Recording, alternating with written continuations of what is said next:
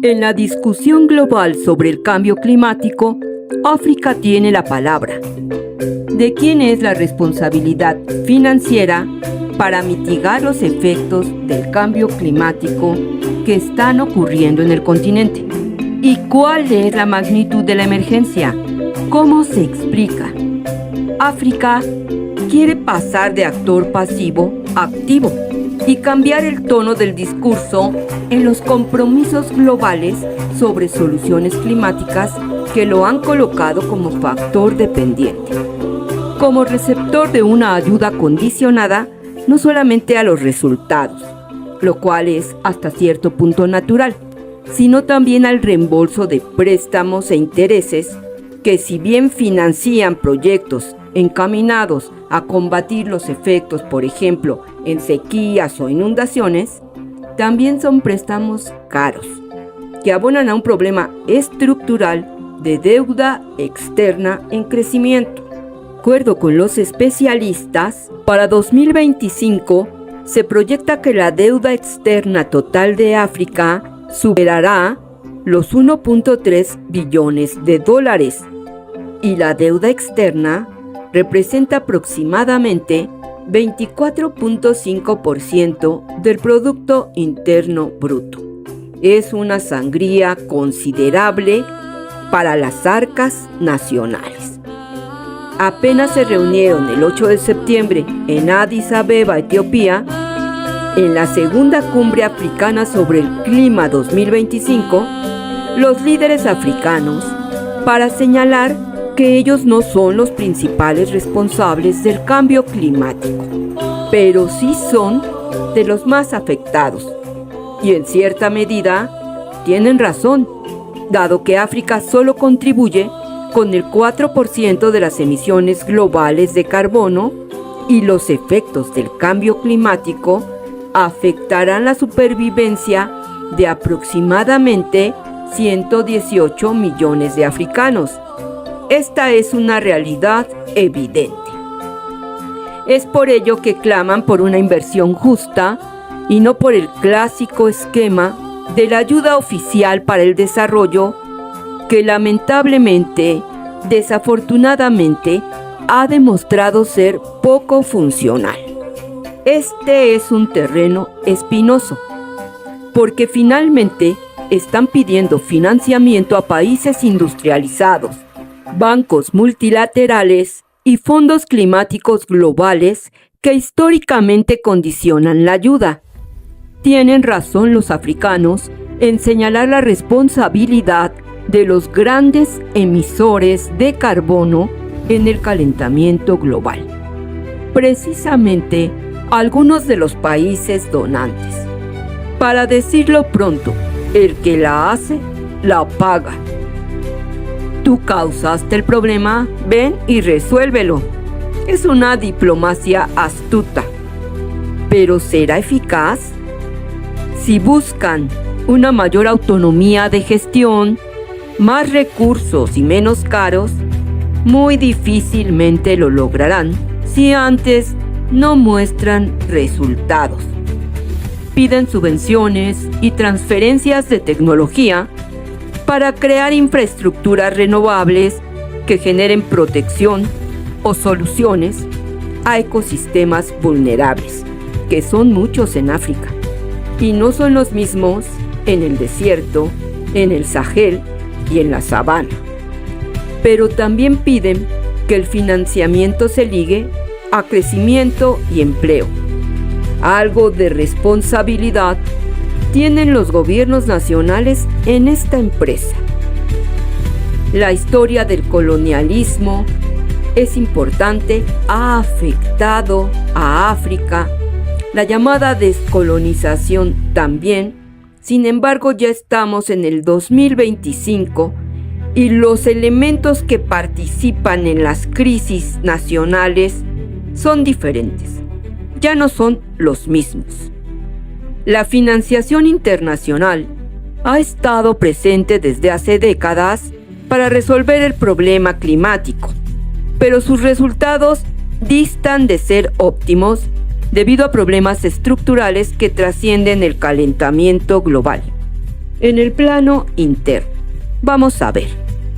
La persistente inestabilidad política, marcada por tensiones militares y gobiernos débiles que rara vez concluyen su gestión, interrumpe el diseño y la aplicación efectiva de recursos destinados a programas de cultivos sustentables, acceso a agua potable y a atención de emergencias climáticas.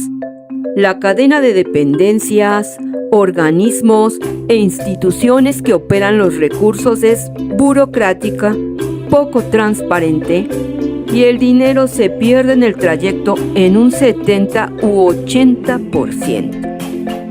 Entonces, salir alegremente a exigir un financiamiento justo es mucho más complejo de lo que sustenta el discurso público. Emiliano, ¿cómo ves esta jugada de África en la arena internacional? Acabas de poner sobre la mesa uno de los temas más complejos, si no es que el dilema más difícil al que nos enfrentamos en materia tanto de desarrollo económico como de atención al cambio climático. Y es que en efecto, a primera vista, si nosotros revisamos, no solamente África está contribuyendo menos actualmente en la generación de gases de efecto invernadero, sino que los países ricos y su modelo de desarrollo históricamente y por décadas han contribuido más, son los principales responsables de que ahora nos estemos enfrentando al calentamiento global y al mismo tiempo y paradójicamente, como lo dices muy bien tú, no siempre son los mismos que generan el problema los que lo padecen más, sino que son regiones particulares de países como África, aunque por supuesto algunos de los desarrollados también como Australia van a tener fuertes dificultades, ¿no?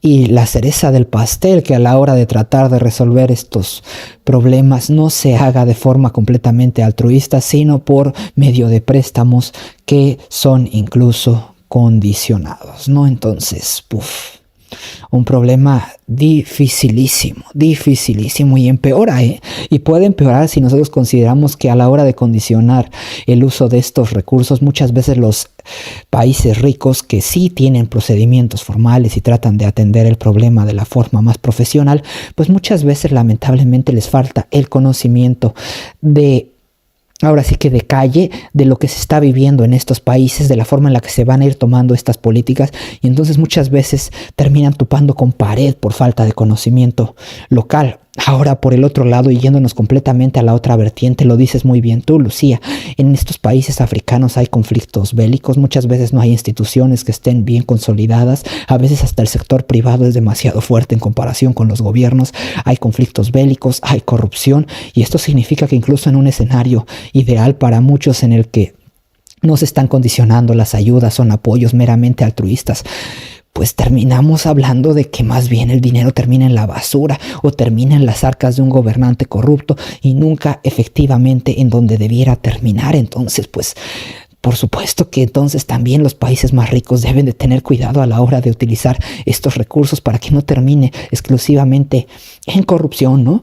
Entonces, un dilema complejísimo, muy difícil. Realmente pareciera a primera vista que no hay nada que hacer, pero permítanme sí presentarles algunas buenas noticias, por lo menos en lo que corresponde al dilema más viejo, que es que los países en vías de desarrollo no pueden desarrollarse debido a que es muchísimo más económico hacerlo con petróleo, hacerlo con gas en comparación con las renovables.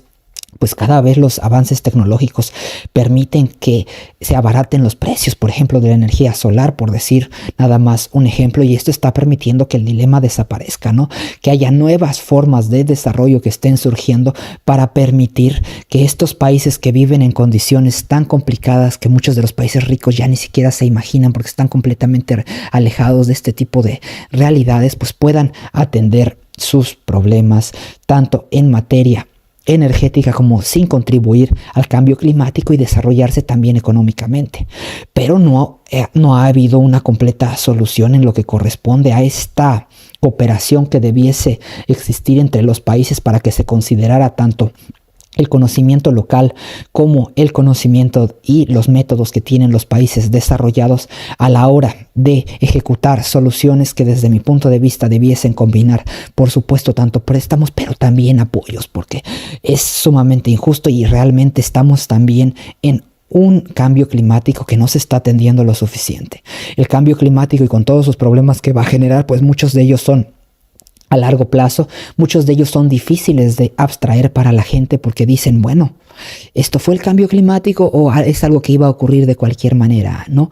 Entonces, mientras estos problemas se endurecen y también lamentablemente nos encontramos con otros más apremiantes en el corto plazo, como son los conflictos bélicos, pues nos encontramos en una situación dificilísima, muy, muy difícil, en donde yo realmente creo que no soy capaz, no soy tan arrogante como para decir que puedo promover una solución al respecto, simplemente tratar de generar este tipo de coordinaciones en donde se acepten los argumentos de uno, pero también los argumentos de otro, y también comprender que muchas veces se tratan de cuestiones de poder, y por más que uno pueda obtener no la razón, son los ciudadanos de estos países ricos quienes votan por gobernantes que finalmente toman las decisiones respecto de cómo se toman estos apoyos, y hay que meter también realismo a la hora de analizar estos asuntos, y así será como lo haremos en todos los videos en este canal, y es precisamente por eso que los invito también, si les pareció interesante este dilema, si encontraron nueva información o incluso